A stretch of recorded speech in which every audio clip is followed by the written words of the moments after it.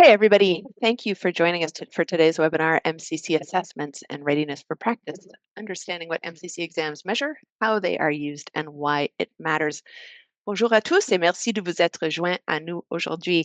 My name is Meredith Dalt and I work in communications here at the Medical Council of Canada, and I'm going to be moderating today's discussion. It's a delight to see so many of you in the audience today. I've noted countries as diverse as Uganda, Jamaica, Montreal, Cameroon, India, Libya, Brampton, Ontario. So thank you all for being here. It means a lot to us to have you in the conversation today.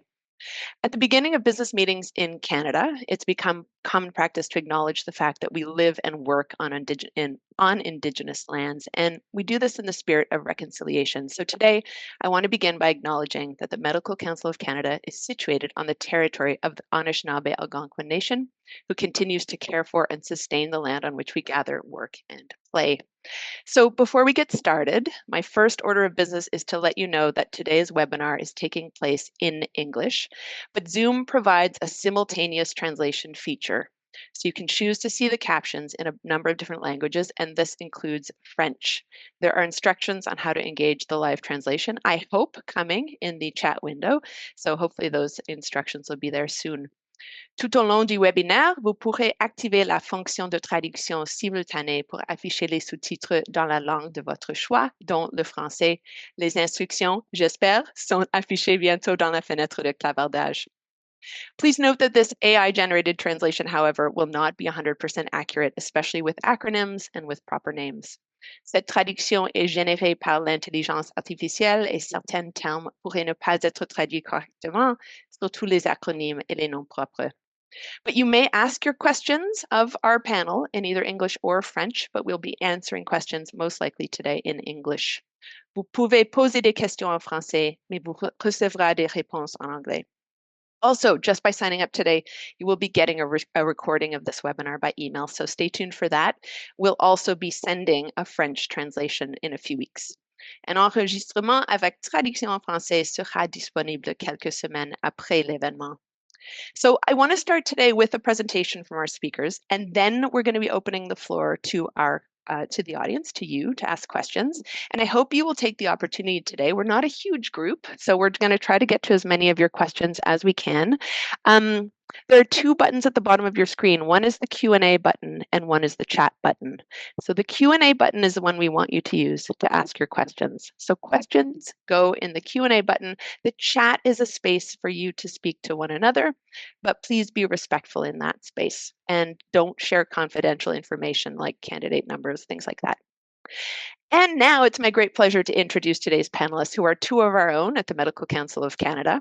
Dr. Maxim Morin is Executive Director of Assessment with the Medical Council of Canada. Prior to this role, he held various positions within the MCC, helping to create innovative solutions for complex assessments and psychometric problems. He's also worked as a research assistant and lecturer at the Université de Montréal, where he taught courses on classroom assessment and quantitative methods. Dr. Morin earned his PhD in mesure et évaluation en éducation from the Université de Montréal. And Dr. Debra Pugh is a general internist at the Department of Medicine at the Ottawa Hospital and an associate professor in the Faculty of Medicine at the University of Ottawa. She also serves as the medical education advisor with the Medical Council of Canada. Dr. Pugh has a master's degree in health professions education from the University of Illinois at Chicago and conducts research in the field of assessment. She has experience in developing high-stakes examinations for the MCC as well as for the Royal College of Physicians and Surgeons in Canada. I'm now going to bow out and leave our audience in very good hands today with you, Max and Debra. And then I'll come back once you're done and take audience questions. So please, audience, jot down your questions as you go, and we'll get to them as many as we can halfway through or so. Thanks very much. Thank Meredith. I will be kicking off the discussion and passing over to Debra soon. Kind of interesting because, as we were preparing for the session, you were asking, and you were going to kick it off with one question, why it matters to do any exam. And, my answer in that one is very simple. It all comes down to one concept, the concept of trust. And, I'll use just an example outside of medicine to start with. Think about the last time you took, and you got on a plane. did you really walk by the cockpit and ask this to see the pilot's license? Well, the answer is easy there. It's of course not. And you trust that somewhere else already checked that. And in medicine, it's exactly the same way. So, Deborah, can you move 2 slides up, please? Yeah, cool. And as you think about it, the patient trusts, the physician standing in front of them. Health worker trusts a colleague that just started working uh, alongside. A program director in medicine trusts that a resident who's starting on day one, has already demonstrated enough to safely begin residency. And a regulator trusts in one province will trust that the license that was issued somewhere else. So when you think about it, every single one of those moments really rests on invisible groundwork that is happening behind the scene in the system. Someone somewhere already did that verification, and that groundwork is supported by assessment. So this is where the Medical Council of Canada comes in, and this is my pitch. We are the body really responsible for doing that verification at the national level. So how do we do that responsibly? There are really 3 key principles. The first one is, and you think about it, you've all been through school. No one should regrade their own work. MCC provides an independent and objective assessment.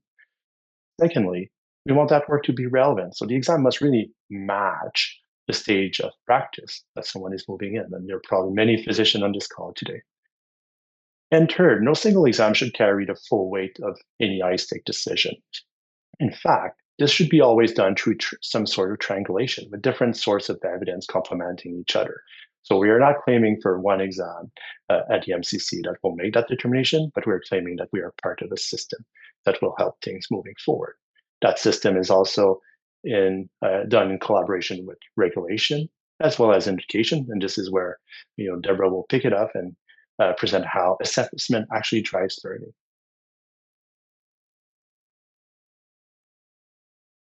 Thank you, Max. So, Max talked a little bit about why exams exist from a public and societal standpoint. And now we're going to talk a little bit more about the pedagogical impact of assessment. I think we've all heard the aphorism assessment drives learning. And certainly as an educator, I tend to spend a lot of time thinking about the interplay between assessment and learning. We often think of exams as existing as a way to measure what we've learned, and that's certainly important. We call that assessment of learning. But exams also shape how we learn, and that's something we call assessment for learning. And at a high level, we can conceptualize this as happening in 3 phases. So there's the pre-test phase, which is what happens before the test when we're studying and preparing. There's the pure test phase where we're actually actively retrieving knowledge while we're taking the test. And then there's that post test phase, what happens after the test when we get some feedback. And I'm going to dive a little bit more deeply into each of those phases. So, when we think about what happens before the test, just knowing that we have an exam coming up really changes our behavior. The exams signal to us what really matters most, what skills and competencies are going to be important. And in the case of the MCC examinations, we get a lot of information from our objectives, which outline what content we're going to be tested on. And this really aligns well with future clinical practice. In addition, knowing that we have a test coming really motivates us to uh, engage in focus and sustain study because we want to do well. And it's really an opportunity to use effective study techniques to get that deep learning that we're all seeking. Now, I think the pre-test phase is very intuitive for us. We've all studied for exams and we all understand how that's important for our learning. But I want to talk a little bit more about what happens when you're actually taking the test. So, there's a well documented phenomenon called the testing effect. And this refers to the fact that just the act of actively retrieving information while we're recalling things for a test can strengthen and reinforce memory and retention above and beyond anything that we're going to get from rereading the material when we're studying. And this testing effect is one of the most robust and consistent findings that we see in the cognitive psychology literature. So this has been shown over and over again that testing actually helps to strengthen that learning. And this is why practice tests can be so helpful. Not only do practice tests help us identify where we may have some gaps in our learning, but it also helps us to strengthen those conceptual associations that are required for deep learning. And as many of you know, we do offer some practice questions at MCC in preparation for our exams. So we have some free questions that we offer for the TDM examination as well as for the MCC qualifying examination. And we have complete preparatory exams for the MCC qualifying examination, including one that we have available for just $1 right now. And these can be really, really useful in strengthening that learning. And finally, we have the learning that occurs in the post test phase. So that's after the test when we get some feedback, and that feedback hopefully can identify strengths and areas for growth. We can use that information to engage in self regulated learning. This feedback's particularly helpful when we get a lot of detailed information about what we got right and what we got wrong. We don't tend to give a lot of detailed information for high stakes summative exams like the MCC exams, but we can get that information through practice tests or the preparatory exams that MCC offers, which include information about the correct answer and also rationales about why the incorrect answers might be incorrect. So this kind of feedback can be really, really important in strengthening learning moving forward. And finally, we've talked about how assessment can shape learning at an individual level. But if we kind of take a step back and look at the bigger system, assessment also shapes curriculum. Yes, curriculum shapes assessment as well. So we need to know what the curriculum is before we can set the assessment. But the assessment also feeds back to the curriculum. So, for example, in Canada, we have the MCC examination objectives that are used for our exams, but they're also used by the Canadian medical schools. And this kind of results in a national coherence in what is required in terms of competencies, even though the schools all operate independently, of course. We also provide the Canadian medical schools with information about how their students are doing collectively on the examinations. And this helps them to identify areas where their students are doing particularly well or less well. And this again can inform the curriculum. So we've talked a little bit about why exams exist and how exams can be useful in shaping learning and curriculum. But now I want to shift gears a little bit and talk about, you know, what exams really mean in the real world. So we often get this asked this at MCC, which is, okay, did these exams that you offer actually tell us anything meaningful about what kind of physicians the individuals who take the exams will be? And we thought this was a great question. So we sought out to answer this question through a systematic review. And this was published earlier this year in Academic Medicine. And before I get into the details of the study, I'm actually going to skip to the end and tell you what we found because I think it's so important to highlight this. In the studies that we found, examination performance was consistently found to be associated with future quality of care outcomes. Consistently. So, for the systematic review, we sought to explore the literature that looks at the association between physician performance on national licensing and certification exams, meaning, scores on the exams or pass fail status, and the association with subsequent measures of quality of care in practice. And those measures we divided into two categories. So, patient outcomes and fitness to practice outcomes.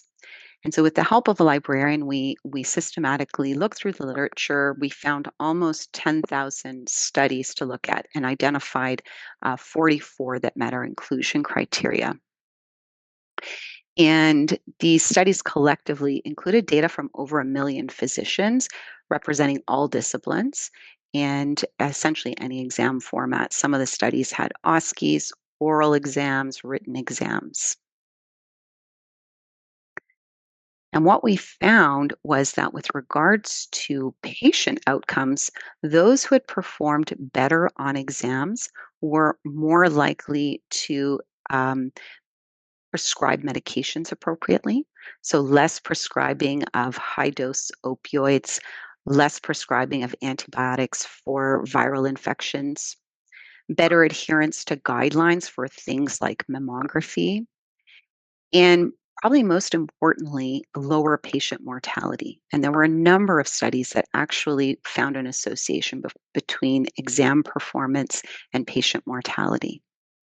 With regards to the outcomes for fitness to practice, we found that physicians who did well on exams had fewer complaints about them to regulatory authorities, fewer sanctions and disciplinary actions, and lower malpractice payments.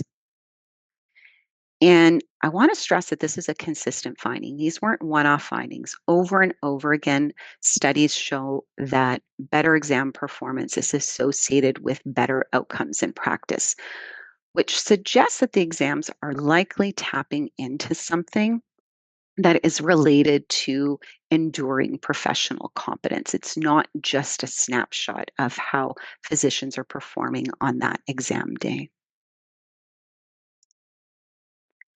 So, one of the take home messages I think from this is when we're preparing for a licensing exam, it's not just about passing the test, it's about ensuring that we are acquiring the knowledge and skills that are going to be required to ensure better patient outcomes years later. So, we've talked a little bit about the outcomes that are associated with exam performance. Now, I want to get a little bit more concrete and talk about our MCC exams, what they assess, and how they're built. So, we deliver three exams here at MCC. We have the MCC qualifying exam, which we call the MCC QE. This is a written examination, multiple choice questions. And this exam is really a national standard in foundational medical knowledge and clinical decision making. This is for all physicians, whether they've trained in Canada or somewhere else. It's really a national standard. Secondly, we have the National Assessment Collaboration Examination, which we call the NAC examination for short. And this is an OSCE or a performance based examination. And this tests application of foundational knowledge and clinical skills. And this examination is for international medical graduates and internationally trained physicians who are entering the Canadian system either through CARMS for a residency position in Canada or through an alternative pathway. And then we also have the therapeutics decision making exam, which we call the TDM exam.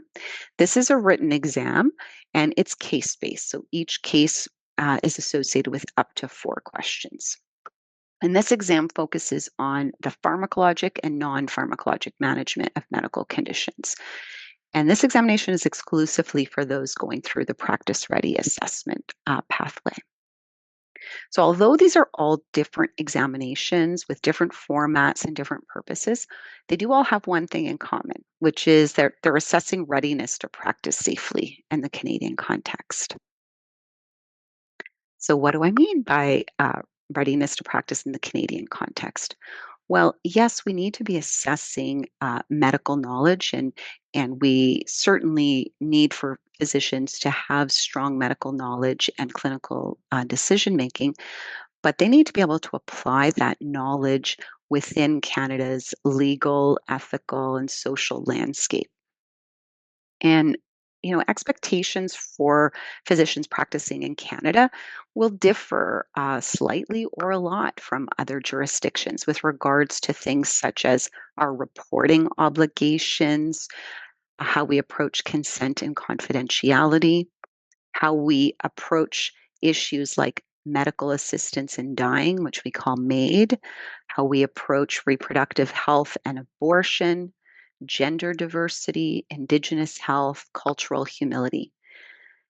And what's important is that all physicians who are practicing in Canada have to be prepared to meet Canadian practice expectations, regardless of where they've trained and regardless of their licensure pathway. So, how do we actually build our exams? Here's the secret sauce. So, every MCC exam traces back to nationally defined competencies. So we have examination objectives, or in the case of the TDM exam, we call them the TDM core topics. And these really are the outline of the content that's going to be assessed by the examination. Really tells you what the knowledge and skills are required of physicians. Each exam also has a unique blueprint, and the blueprint essentially outlines how we will sample from different competencies. So, for example, for the MCCQE, we have 4 dimensions of care and 4 physician activities. And when the exam is assembled, we'll sample from those. And then finally, we get to the exam content itself. So, the exam content is developed by subject matter experts who are physicians from across the country who get trained in how to develop content. And they develop content that links to our examination objectives as well as our blueprint. So I've talked a lot about the value of examinations, but I think we also have to acknowledge the limitations of exams. So certainly no single test can measure everything. Every assessment method is going to have its own strengths and limitations. And an exam is really just part of a broader system or program of assessment. So we need to keep that in mind. But exams do provide us with a standardized and defensible benchmark. And we know that exam scores are linked to some measures in future practice. I'm going to pass it back to Max at this point. Thanks, Deborah. And I really want to pick on that last point, exam as one part of a broader program. And this is where I will try to shift gear and see how this fits into licensure pathway for people who are seeking to practice in Canada. So training isn't really one big leap when you think about it. It's really a continuum. And everyone starts with general medical education in medical school, where you build broad foundational knowledge and skills. And then transitioning slowly to a period of supervised practice where they're gradually, as a physician, you're gradually entrusted with more responsibilities while someone more senior is watching you, quote unquote. And it's only after that then does independent practice begin for physician. So I think there are people from many countries on this call, and this might look a little different than depending on where you train, but these 3 stages are very common almost everywhere in the world in general. But I think it's not lost on us at the MCC, but on anyone else that pathways to licensure are also changing in Canada. Not a long time ago, the Canadian residency training route was by far the most dominant route, almost the exclusive route to licensure, regardless of the physician background and training. Today, there are way more ways to get there. But I think, to stress out one thing that Deborah shared on a couple of occasions is it's the same underlying of safe and quality care that still apply, regardless of the pathways. So let me walk you through briefly 3 of the pathways. First, Canadian training. This pathway involves residency training in Canada, along with the exam for entry into residency, the MCCQE and the NAC exam for international medical graduates, as well as certification exam for exit into independent practice. Second, if we go back to the previous slide, with approved jurisdiction, there's also certain training and certification system that were assessed. And actually some provincial regulators have determined they already meet an equivalent standard of safe and quality care for Canadians. So in those pathways, physicians don't have to start back. They will be grant licenses directly without any further exams, such as MCC exam or certification exam. I'll definitely invite you to consult any of those websites or for more information about the approved jurisdiction. But also for physicians who've been trained abroad and have been fully qualified, there's also, and might also be the opportunity to go through a practice ready assessment program. In practice ready assessment, or short, at least PRA, you'll undergo a workplace-based assessment. So a real assessment, typically 12 weeks, where you go through authentic, assessment in the healthcare setting directly. And as Deborah mentioned, for people are looking for practice-ready assessment in family medicine, they might undergo as well the TDM examination, which is really testing critical prescribing and treatment decision, where patient safety, and for this one, can't wait until you're really seeing a patient towards the end. So I think at this point, you've probably noticed some pattern. Some of these pathways are competitive, helping, and where uh, exam results will help identify the strongest fit among applicants. And for other pathways, the exam will be used to confirm a standard has been met. For competitive pathways, for I am international medical graduates, and whether it's in Kenyan residency training or whether it's in practice-ready assessment, just want to stress out that the score is really part of a broader package. It's not the only single point of data that will be used for decision. Exam score matter because it's an objective and comparable benchmark for all the program directors who are selecting candidates coming from different jurisdictions. But it's not the entire old decision that is made based on that data point. And for pass or fail decision, and it's also worth pointing out that pass or fail decision also made along the way to confirm that the standard has been met. For example, the MCCQE is used as a requirement for licensure in many provinces all across Canada. So what's important is really knowing which type of pathway you're on, help you change how you will approach the exam, but also interpret your results going towards the end. Can believe that time is going fast, and we're already going closer to the end of this first portion. Can wait for the Q&A. I want really to leave with how all of these things kind of adds up.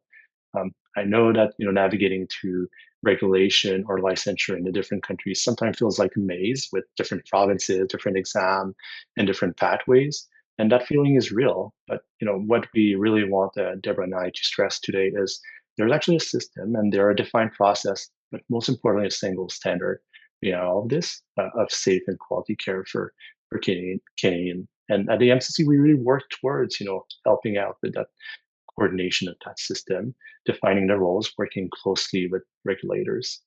Our role is to apply that same benchmark to every candidate and provide some comparable evidence.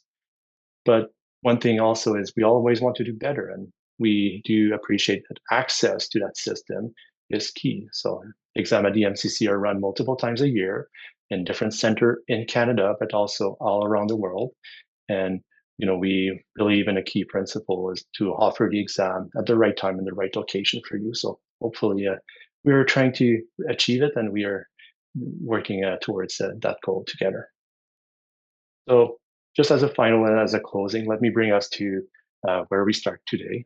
We open with trust, a patient trusting physician in front of them, a health worker trusting a colleague, a regulator trusting a license coming or issue from somewhere else. And that's really what we are trying to stress out. It's what is that invisible work that is happening behind the scene? And through Debra's presentation in mine, I hope that we walk through some of this groundwork. The MCC is really meant to deliver something to all of the stakeholder lists here, whether it's a physician, whether Canadian can trust a physician that are ready to practice, whether for a regulator we have the rigorous and evidence-based exam they can really lean on for licensing decision. Whether it's for you as candidate, I'm sure there are many candidates on this call, that there's a fair and credible route to licensure for you. And finally, we want to drive education as well. So for educators, a driver of curriculum and feedback that really helps institution and individual learner to improve. Because when we embark in a profession, I'm not a physician myself, but when we embark in the profession, I think we want to continue to get better and have that growth mindset throughout our career. So definitely different audience, different needs, but one shared standard of trust that I hope we are all working towards. So thank you. I think this is where we land and on the final slide, and we're ready to take on some questions. So Debra, Bill, you're ready. Thanks, you guys. That was fantastic. A lot of information I appreciate for our audience. Audience, I want to remind you that yes, indeed, you will be getting a copy of this presentation. It'll be coming by email in a few days in English and probably next week in French. So be patient. You'll be able to review all this content again. I have a few questions that I want to ask you, and then we've got a few great questions from the audience. Audience, if you could avoid very specific questions around your own circumstances, it's hard for us to answer those generally, but we've got a few people behind the scenes doing their best. But ideally for this particular panel, keep your questions general, and we'll get to them if we can. Max, a question for you. We talk a lot about exam content, but how is that content actually decided? Who writes the questions, and how arbitrary is it? Like, how does our audience understand like how you come up with the content? Can you address that briefly? Well, there's definitely madness to a system, behind the scene. And as much as we claim we want the rigorous evidence for our stakeholder, we also have a very rigorous and disciplined process for doing so. But, really strictly speaking, Deborah is the expert in residence in that process. So, Deborah, I'll flip the question to you if you're okay. Oh, sure. Thanks, Max, and thanks, Meredith. So, with regards to the development of our content, as I said earlier, it is all based on the examination objectives or the core topics in the case of TDM and our blueprint. And using these sort of nationally defined competencies, we bring in subject matter experts, content experts from across the country. So these are physicians from different institutions around the country who have expertise in different areas, and they work together as a committee to develop the content. So we have multiple committees. Different committees for each exam, and even within the MCCQE, for example, we have 6 different committees that are coming up with this content.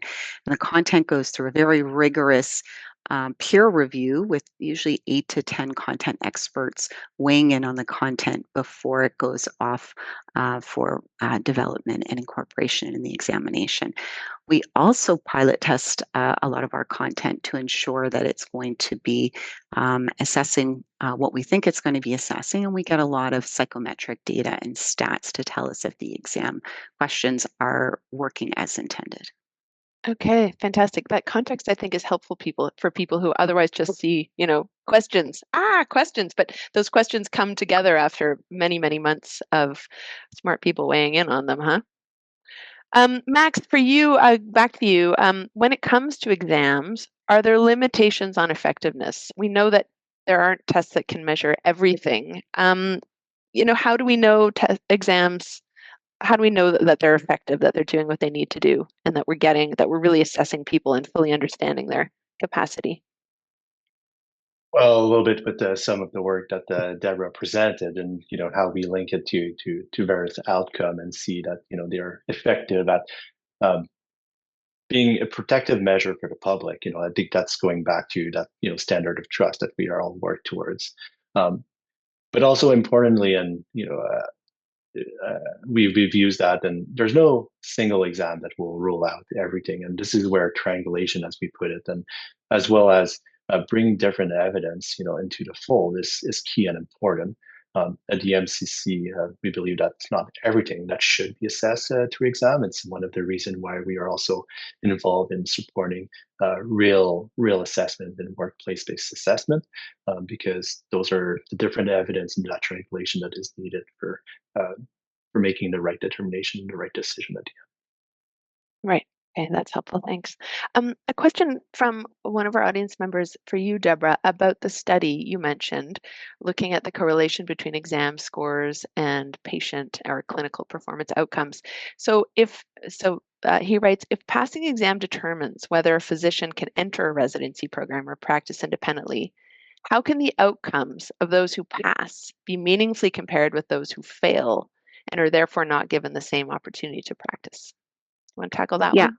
No, I think that's a great question. So, certainly for these studies, for the most part, we only have data on people who ultimately pass the examination. However, there is data on people who took many attempts to pass an examination, and people who do take multiple attempts to pass an examination do seem to have worse outcomes in the future with regards to patient care as well as fitness to practice. We also know from the a lot of the literature out of the states that there are a lot of physicians who never pass their certification exams but do go on to practice. So in the States, in contrast to in Canada, um, physicians who are not board certified can still practice in their specialty. So you could be a cardiologist who has not passed your certification exam in the States and still practice as a cardiologist. And we know from the literature that board certified cardiologists um, ultimately have patients with lower mortality rates than those who are non board certified. So we do have some information. We don't really have information on people who don't ever pass their examinations because they were not included in these studies that only looked at physicians who were licensed. There would be other literature that perhaps looks at that, but those would not have met the inclusion criteria for this study. I think another thing that's important to stress for this study is that this systematic review, found a lot of studies. There was a clear and consistent association between exam performance and outcomes, but this does not prove causation. And it doesn't explain why that association exists. So it's possible that those with better exam performance have better knowledge and better clinical reasoning skills, and that's why they have better outcomes. It could also be that these exams are tapping into other traits besides medical knowledge, so conscientiousness or self regulation. And perhaps those are the traits that are really important for those later outcomes. But it's also possible that it's something else that we just haven't identified yet. These studies were really not set up to establish that causation. Okay, that context is helpful. Thanks. So, relatedly to both of you, someone from our audience asks, does it matter for programs how many times we took MCC, QE, or NAC? Simple answer? It's actually not a simple answer to a very Right. complex program. Um, it it depends on the route to licensure. They don't have all access to the same information. For CARMS, they will have access to the most recent result. For residency match in Canada, they will have access to the most recent result. Um, so MCC does provide in a very standardized way to CARMS, and all program director the exact same package of information with consent of candidate. Um, but the reality is how it's being used that may differ and may vary from one program to another. And there are hundreds of programs, in specialty in Canada and um, postgraduate offices. So they have different approach to it. What we provide as a kind of a standard uh, baseline is the minimal, the past score as the minimal standard point. We know that these people have met the minimal requirement to practice into Canada, but it's again where score matters, and score might slightly differently in some of these programs. What we do best is, and I'm just throwing an idea out there. I know that the topic of score interpretation has been key in many conversation. Maybe that's a follow-up webinar, Meredith, in the future with us. But it's Uh-huh. also what we work closely with the medical school in Canada, how we can help them to do that score interpretation. So your result matters. I think it affirms the fact that it is confusing because I think what we hear a lot from candidates is, gosh, this is confusing. So I think it's helpful to hear you guys say it is indeed confusing. It's not just them, it's confusing sometimes. Well, and you must also understand the context. If for a program, they must filter, they must really only select 50 candidates out of 10,000 applicants. It's quite different than if they must select 50 candidates out of 100. So the information they Right. will use to make those decisions might be different. And there are some very large residency program in Canada, and they feel different also strain and challenges in making some of these decisions. Right. That's great. That's helpful. Um, Earlier, Deborah, you were talking about the benefits of looking at preparatory products as part of the learning process. Audience member asked us, would you advise us, those of us who are preparing for the MCC QE, to take the MCC practice test first before learning the MCC objectives? Any answer for that audience member? So I would say it's probably important to learn the material before you start testing yourself. It's important to have that foundational knowledge so that you're able to apply it to your clinical reasoning that's going to be required to answer the questions. So I would suggest doing some preparation before you get to the point that you're ready to test yourself. Okay, interesting. And just audience, if you scroll back through the chat, I know that my colleagues put a lot of links to our preparatory products right there in the chat, so you can have a look and check those out. Deborah, while you've got the spotlight, a Mhm. question. Out of curiosity, this person writes, how did you measure the relationship between reduced patient mortality and high test scores? Are you able to draw that back from your Sure. memory? So I did not do that. Right. This was a systematic review. So we looked at the published literature um, for studies that had been done, and essentially, and of course, there were 44 studies. They all had different methods. For the most part, they used retrospective analyses. So they had access to large databases of patient and physician uh, data. And they then were able to link that to a variety of different measures, including performance on examinations. Okay, thanks for clearing that up. Um, I want to ask you guys some questions about AI. I know our audience Mhm. hasn't delved into it, but I think it's impossible not to talk about AI in this context. So we know that AI plays an important, like increasing role in all of our lives, but we hear a lot about it, the role it's going to be playing in medicine, and in assessing competency. Right now we can sort of get any medical information we want anytime we want at this point. Whether it's true or not is a different question. But why does assessing physicians remain so critical at a time when increasingly we're going to be talking about, having robot assistants and AI help at our fingertips? Yeah, that's a great question. Why do we need to learn anything? We can look everything up, right? Right. And no, and I think a lot of people think this, and certainly I know in the education world, particularly with the younger learners in the K to 12, world, they're Kindergarten to very 12. You're talking about elementary and high school exactly. kids. Yeah. They're very worried about what the impact is going to be on their learning because these tools are so useful. Excuse me, they're so ubiquitous. We're all using them. But as physicians, we really need to be able to learn to use them appropriately and safely. Yes, we can look stuff up, but this doesn't replace the need for that foundational knowledge that physicians have to have.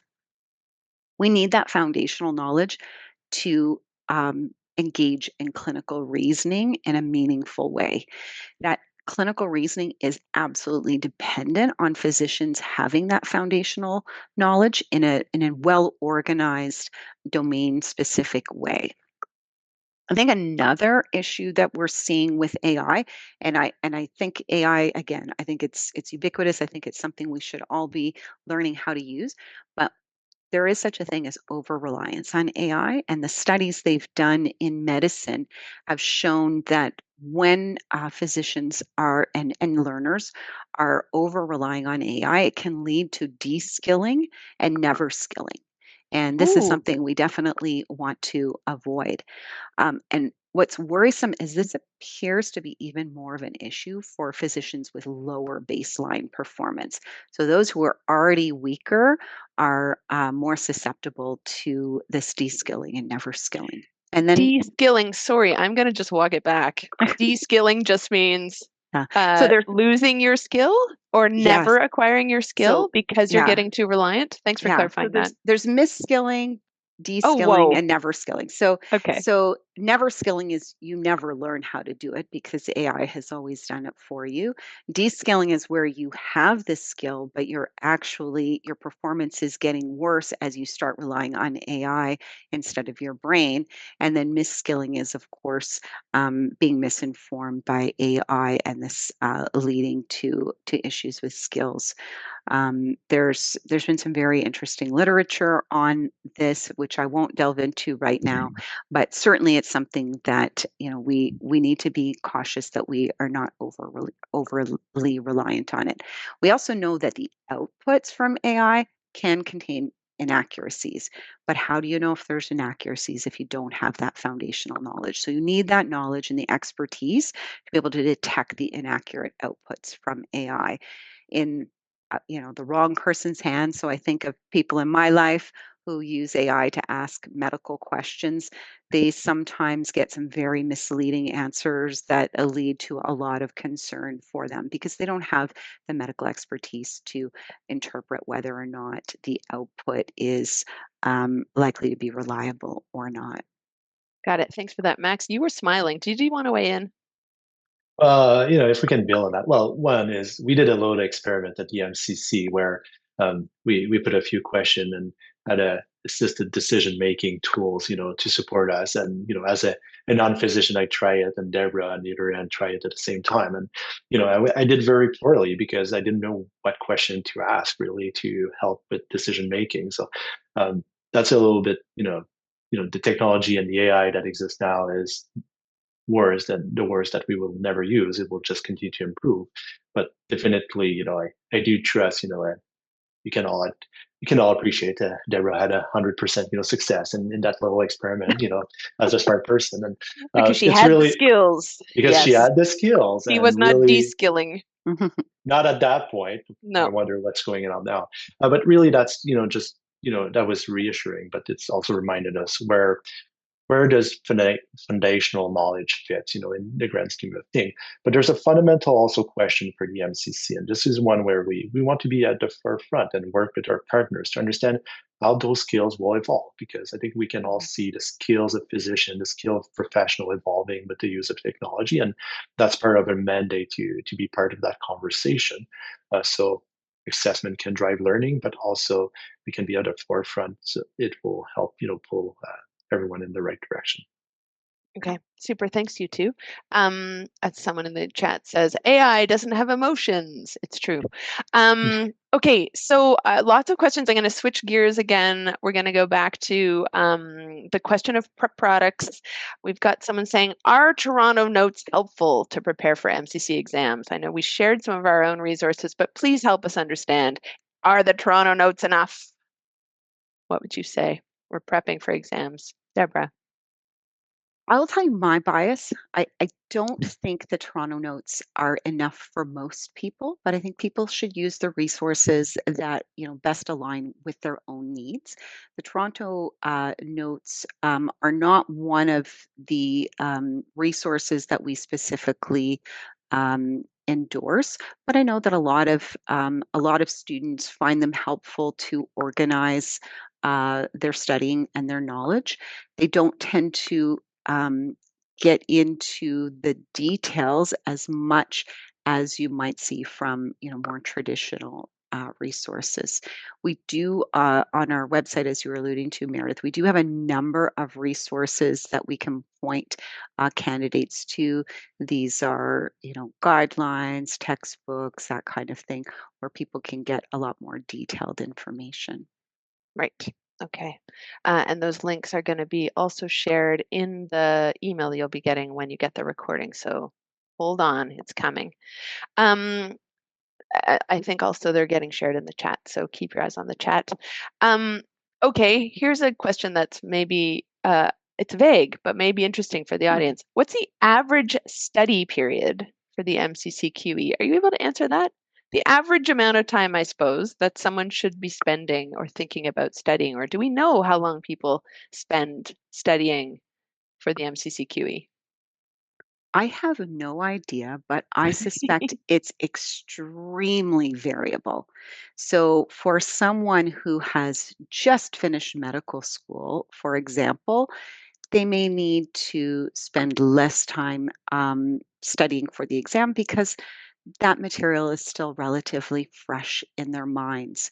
For someone who perhaps um, finished medical school a while ago and perhaps has focused, their studies and practice in another area, they may need to spend a bit more time to refresh their memory or perhaps even learn things that they had never learned before. Because again, some of the content on MCCQE, for example, would be very Canadian specific. And if someone trained outside of Canada, they might not have ever learned those specific things. So I don't know the answer, but I suspect it's extremely variable. That's helpful. Yeah. That's great. Max, did you want to, sometimes when people nod and they're, no, you're free. I Um, don't know, good. Wait, what, Deborah, I keep putting you on the spot. I'm sorry, but our questions are very specific, and there are a lot of people obviously prepping to take the MCCQE. Are there any topics in the MCCQE that are more important for the MCC than others? I think That's that's a so I think hard. that's no, I think that's a great Is that a question. great question? It's I all would important. I would direct people to the blueprint. So the Okay. blueprint is really how the examination is assembled. And so this will tell you how much of the exam is going to be focused on assessment diagnosis versus management versus communication versus professionalism, how much on acute, how much on chronic, et cetera, et cetera. With regards to the objectives themselves, it gets a little more murky. So, not every objective will be found on every test form. So, we have about 200 objectives. You may not be tested on every single objective. You may be tested on some objectives more than once. The objectives are fairly broad. So, if you can imagine, you could have an objective on abdominal pain, well, you might have a question on appendicitis. You might have a question related to, an obstetric cause of abdominal pain. You could have a question related to a psychiatric somatic cause of abdominal pain. So you could have multiple representations of the same objective, testing different things on a given test form. So the objectives are all important to know. Some may end up showing up on the test form, not at all. Some may end on, whichever test form you see, because we have multiple test forms, of course, for our exams, and some may show up more than once. And then while I still have you on the spot, forgive me, Deborah, we're all MCCQE over here. When it comes to marking, I mean, we talk a lot about prepping for the exam and what the exam encompasses. How is the MCCQE marked? Somebody's asking. So actually, this is a great question for Max. So I'll pass it to him because he looks he Thank you. looks kind of like Max he's was feeling ready. left out at the moment. Yeah, Yeah, Max, I this is felt I yours. was left out, and now I need to wear my other hat. So, in a very nutshell, as Deborah mentioned, the exam are built to be comparable. So I think that's really important is when we are doing sampling of question, because there's a universe of question that is way greater and bigger than the number of questions that you'll see. I always say the perfect exam is the exam that you'll never stop doing, but that's out of reality. So really, through that sampling of question, we have comparable test form in terms of content distribution. But we also use that as a mean to build comparable scores.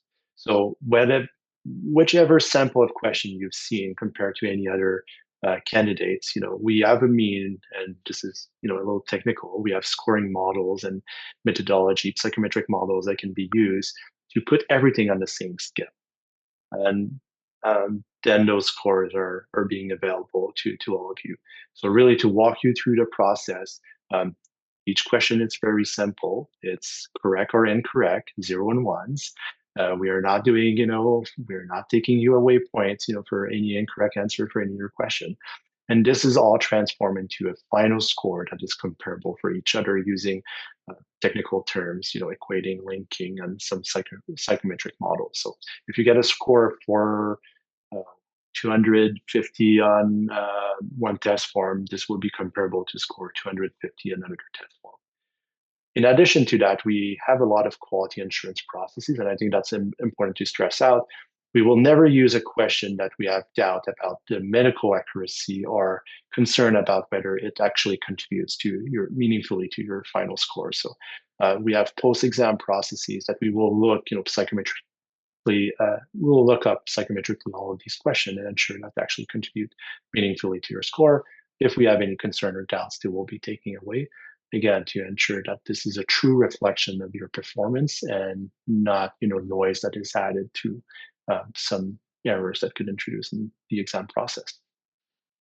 That's helpful, Max. I'm not taking the spotlight off you just this minute Um, because what I want to ask you to talk about ever so briefly, because we're also seeing this question come up a few times, is why do we at the MCC have limited attempts? Why hmm. is that a limited attempts thing in place? And is there any context you want to provide? Yeah, well, there's definitely, as you can appreciate, one of there are a couple of challenge for testing and organization, including ensuring the security and the integrity of the exam. What's also important is everyone has a fair kick at the can or a fair and equitable chance of taking the exam. And what we've seen, and this has there's literature on that, and many other organizations have done the exact same analysis than we did, is after a certain number of attempts, one, the likelihood that that individual passed the exam is diminishing really, and that may not be fair. And we also want to preserve the integrity in the sense that some people, and we've seen that, and some of our partner organizations have seen it, that people are using that as an opportunity to actually harvest the content and cheat. And this provides the ability for someone to cheat later on, if I can use that word. So we also have a mandate to protect the integrity of the exam process so we can continue to have comparable benchmark for everyone. So those are really two main drivers to doing so. Yes, there are limited a number of attempts, but we are always reassessing and monitoring also those policy because we want to ensure accessibility to our exam as well. Okay, so there was a question, does the MCC QE get harder with each attempt? So to clarify, it does not. Mm. The exam is comparable within test across test form, but also over time. That's also a key. We are controlling the difficulty of the exam over time, so we can compare you if you took the exam in 2026 and you took the exam in 2025. Your results are also comparable. That's really important context, I think, for people to understand. We're just about at time. I always like to leave these webinars and leave our audience with feeling a little bit of hope. So I'm going to ask each of you to finish by sort of offering a piece of advice that you'd share with a candidate, maybe one of these fine people who's preparing to take an MCC exam. Deborah, over to you. Do you want to leave them with a little piece of hope and advice, encouragement? Well, first of all, we're all rooting for you. We know that, medicine is not a profession that people go into lightly. Many of us who have chosen medicine as a profession have known that we wanted to do this for a very, very long time. And for those of you who are outside of Canada, and I know many of you are, we want great physicians in Canada. So we want you to come here and we want you to be successful on these examinations. And the MCC, wants to ensure that you have everything that you need to prepare. And we've really tried to focus on ensuring that we're providing as many resources as we can to candidates so they know what to expect. They're able to prepare for these exams so that they are ready when exam day comes. So we're here to serve. We want to help you. We want great doctors in this country. So um, anything that we can do to help you prepare, we really want to do that. Amazing. Thank you, Deborah. And Max, over to you for a final word. What can I say after that, Deborah? That was It's so strong. true. Really, just wanted to stress out what Deborah said. We are really here to serve, really here to help you through your journey. Assessment is not done in silo; it's done in collaboration and alignment with an entire system. And you know, we've seen people, yeah, not necessarily passing the exam the first time and trying again, but so many great success story for everyone, and want you to come to us. That's the most important thing. What I prefer and what I always hope is just knock at our door, ask us for a question, and we'll see how best to help us to improve on our part. So you also have the opportunity uh, to live your goals, your career progression, and come to Canada and help us. Cool. That's fantastic. Thank you so much. So Max and Deborah, thank you both for your time today. And audience, I want to thank you for all of your kind attention, your questions, your engagement. As I mentioned, you're going to be getting a recording of this session in your inbox in the next couple of days, along with some links, some relevant links. You've also inspired us for future sessions, as Max noted. We could certainly keep going, but unfortunately our hour is up. So again, thanks again for attending. Stay engaged with us, follow us on social media, and hopefully attend some of our future sessions. And we look forward to seeing you again. So thanks, everybody.